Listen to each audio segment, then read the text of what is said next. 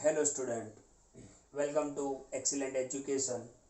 आज हम इस वीडियो के अंदर क्लास 9 का एक बहुत ही इंपॉर्टेंट चैप्टर स्टार्ट करने वाले हैं, चैप्टर नंबर 10, जिसका नाम है ग्रेविटेशन।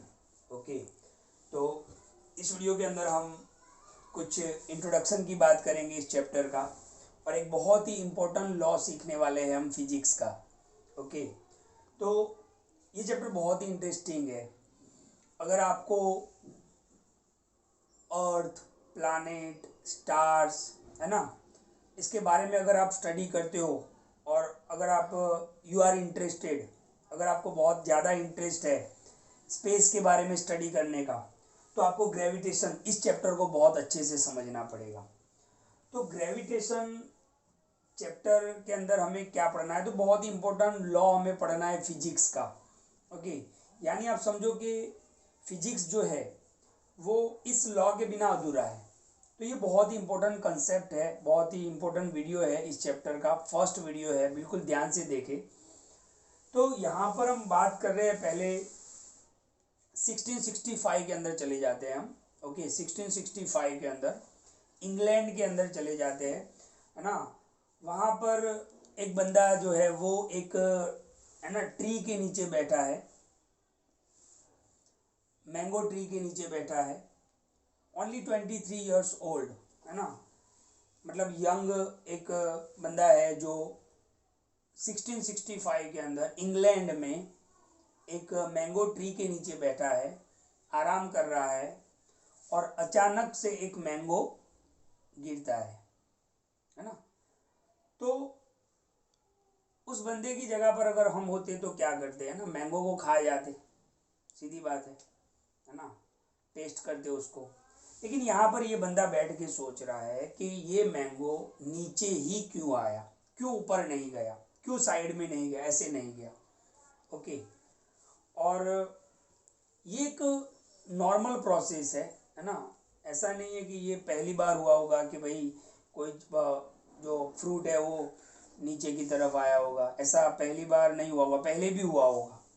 तो ये एक ऑर्डिनरी प्रोसेस है, आप समझो कि कोई भी चीज़ ऊपर से गिरती है तो नीचे ही आती है। लेकिन वो जो बंदा था, है ना, वो एक्स्ट्रा ऑर्डिनरी था। तो वहाँ पर वो सोच रहा है कि क्यों ये जो मैंगो है या जो भी चीज़ होगी, जो भी फ्रूट होगा, वो नीचे ही क्यों आया, क्यों ऊपर नहीं गया, क्यों साइड में नहीं गया, ये लेफ्ट नहीं गया, राइट नहीं गया, वो डाउनफॉल ही क्यों हुआ। तो उस बंदे का नाम था सर आइजैक न्यूटन। आपने पहले भी ये स्टोरी सुनी होगी, लेकिन ये स्टोरी इस चैप्टर के लिए बहुत इंपॉर्टेंट है।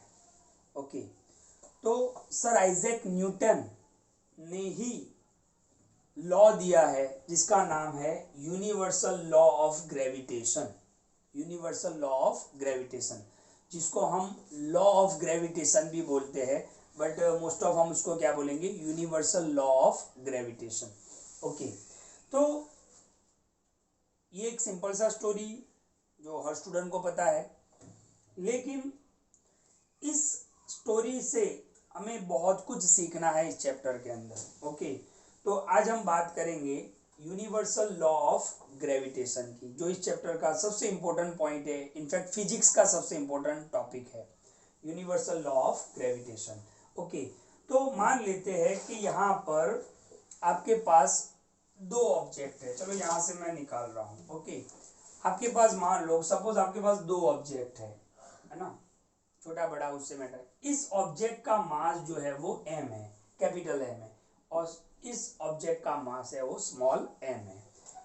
ये दोनों उनके सेंटर है, और ये उनका क्या बता रहा है, डिस्टेंस बता रहा है, दो ऑब्जेक्ट के बीच का क्या बता रहा है, डिस्टेंस बता रहा है। अब यूनिवर्सल लॉ ऑफ ग्रेविटेशन क्या बता रहा है कि कोई भी दो ऑब्जेक्ट जिनके मास होंगे वो एक दूसरे को अट्रैक्ट करेंगे। Okay, universal law of gravitation ये बता रहा है कि two object having mass attract each other, कि दो ऑब्जेक्ट जिनके मास होंगे वो एक दूसरे को अट्रैक्ट करेंगे। ओके, अब कैसे अट्रैक्ट करेंगे, तो ये जो ऑब्जेक्ट है इस ऑब्जेक्ट पर इस तरफ फोर्स लगाएगा, और ये जो ऑब्जेक्ट है इस ऑब्जेक्ट पर इस तरफ फोर्स लगाएगा। यानी ये जो फोर्स लगेगा उसी को हम बोलते हैं ग्रेविटेशनल फोर्स। क्या बोलते हैं? Gravitational force. और यहाँ पर आप देखो कि ये ऑब्जेक्ट और ये ऑब्जेक्ट, बहुत सारे स्टूडेंट यहाँ पर कंफ्यूज होते हैं कि सर ये बड़ा ऑब्जेक्ट है तो ये ज़्यादा फोर्स लगाएगा, ये छोटा ऑब्जेक्ट है तो कम फोर्स लगाएगा। लेकिन ऐसा नहीं होता है कि कोई भी दो ऑब्जेक्ट जिनके अंदर मास होता है वो एक दूसरे को अट्रैक्ट करते हैं, एक दूसरे पर फोर्स लगाते हैं, और वो फोर्स जो होता है वो सेम होता है। यानी इस तरफ से मान लो कि 80 न्यूटन फोर्स लग रहा है। कितना? हमने फोर्स चैप्टर भी पढ़ा है, एक बार आपको रिवीजन कर लेना चाहिए। तो 80 न्यूटन फोर्स मान लो कि ये ऑब्जेक्ट इस ऑब्जेक्ट पे लगा रहा है, तो ये ऑब्जेक्ट भी इस ऑब्जेक्ट पे कितना फोर्स लगाएगा? 80 न्यूटन ही लगाएगा।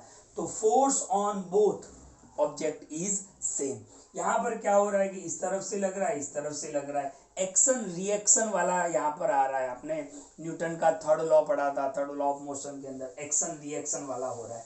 अच्छा, ये जो फोर्स काम कर रहा है ना, वो एक्चुअली इन दोनों की जो सेंटर है ना, देखो force is along the line joining the centres of two object.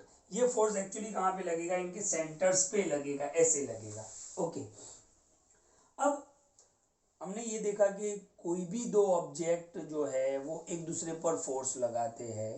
Okay, अब मैं आपको एक और एग्जांपल दूं, ध्यान से देखो। ओके, इसी तरीके से मान लो कि हमारा ये अर्थ है और ये मून है। ओके, ये अर्थ है और ये मून है, तो ये भी एक दूसरे को अट्रैक्ट करते होंगे, यानी ये भी एक दूसरे पर फोर्स लगाते होंगे। ओके, बट यहाँ पर हमें इफेक्ट देखने को मिलता है ना। यहाँ पर हमें इफेक्ट को देखने को मिलता है कि भाई ये रिवॉल्विंग करते हैं, है ना। बट यहाँ पर हमें नॉर्मल रूटीन लाइफ के अंदर कोई भी दो ऑब्जेक्ट है, मान लो कि मेरे पास ये दो ऑब्जेक्ट है, तो ये दो object, universal law of gravitation क्या बता रहा है कि कोई भी दो ऑब्जेक्ट जिनके पास मास होगा वो एक दूसरे को अट्रैक्ट करेंगे। लेकिन ये चिपक क्यों नहीं जाते? अगर अट्रैक्ट करते हैं तो चिपकने चाहिए, है ना। तो ध्यान से समझो आप, इनका मास बहुत ही कम होता है, यानी वेरी स्मॉल मास, इसीलिए वो एक यहाँ पर हमें ग्रेविटेशनल जो अट्रैक्शन का इफेक्ट देखने को नहीं मिलता है। लेकिन आप इस केस में देखो, अर्थ और मून, इनका मास बहुत ही ज्यादा होता है, इसीलिए यहाँ पर हमें अट्रैक्शन का इफेक्ट देखने को मिलता है, ग्रेविटेशन का इफेक्ट हमें देखने को मिलता है, राइट। तो ये कंडीशन समझ लो, यानी इसका मतलब ये हुआ कि जो इफेक्ट है ग्रेविटेशन का वो डिपेंड किस पे करता है? मास पे। आप अपने रूम के अंदर देख लो, जहाँ पर आप बैठे हो या सोते हो, या बहुत सारी चीज़ें पड़ी होती है, मतलब आप समझोगे टेबल है आपका, चेयर है, टीवी है, फैन है, फिर बहुत सारी और भी चीज़ें हैं, यानी ये सारे ऑब्जेक्ट एक दूसरे को अट्रैक्ट करते हैं। क्या सारे ऑब्जेक्ट एक दूसरे को चिपक जाते हैं? मतलब टीवी अपनी जगह से दूसरी जगह पे आ जाता है? कभी नहीं आएगा। क्यों? क्योंकि इनका मास बहुत ही कम होता है, और जितना मास कम होगा उतना ग्रेविटेशनल फोर्स कम होगा। और यहाँ पर क्या होता है कि यहाँ पर आप देखो, अर्थ है, मून है, जैसे अर्थ एंड सन है, तो इनका मास बहुत ही ज़्यादा होता है, तो वहाँ पर हमें इफेक्ट ग्रेविटेशनल का, अट्रैक्शन का इफेक्ट हमें देखने को मिलता है। ओके, तो यूनिवर्सल लॉ ऑफ ग्रेविटेशनल क्या बता रहा है कि every object having mass attract each other, कि कोई भी ऑब्जेक्ट हो जिनके अंदर मास है वो अट्रैक्ट करते हैं, राइट। ओके, क्लियर हो गया यहाँ पर। तो बट हमें यहाँ पर इफेक्ट क्यों नहीं देखने को मिलता है? क्योंकि इनका जो फोर्स होता है वो बहुत ही स्मॉल होता है, क्योंकि इनका मास बहुत ही कम होता है। जबकि आप अर्थ, मून, सन, इनके केस में देखो तो वहाँ पर आपको इफेक्ट देखने को मिलेगा, क्योंकि इनका मास बहुत ही ज़्यादा होता है। ओके, इसीलिए नॉर्मल रूटीन लाइफ के अंदर हमारे आसपास जो जो भी चीज़ें पड़ी है एक दूसरे को अट्रैक्ट तो करती है, लेकिन एक दूसरे से चिपक नहीं जाती है। ओके, क्योंकि वेरी वेरी स्मॉल फोर्स उन पर लगता है, जबकि इनका मास ज़्यादा है तो इसलिए उन पर फोर्स भी ज़्यादा लगता है। ओके, तो ये एक सिंपल कंसेप्ट है, आप समझो बराबर। नेक्स्ट वीडियो के अंदर मैं आपको पूरा यूनिवर्सल लॉ ऑफ ग्रेविटेशन, जो मैं आपको फॉर्मूला बता रहा हूँ यहाँ पर, इसको हम प्रूव भी करेंगे। ओके, और यूनिवर्सल लॉ ऑफ ग्रेविटेशन का जो स्टेटमेंट है उसको भी देखेंगे हम, कि F is equal to GMM upon D square. Okay,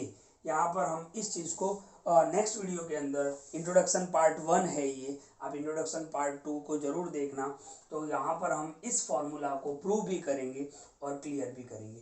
तो यहाँ पर एक नॉर्मल ये एक कंसेप्ट है, ओके, कि जितना मास कम होगा उतना ग्रेविटेशनल फोर्स कम होगा दो ऑब्जेक्ट के बीच में, और जितना मास ज़्यादा होगा ओके उतना ग्रेविटेशनल फोर्स ज़्यादा होगा। इसीलिए हमारे आसपास जो जो भी ऑब्जेक्ट पड़े हुए हैं एक दूसरे को अट्रैक्ट तो करते हैं लेकिन वो चिपक नहीं जाते हैं, राइट, क्योंकि उनके बीच का ग्रेविटेशनल फोर्स बहुत ही कम होता है।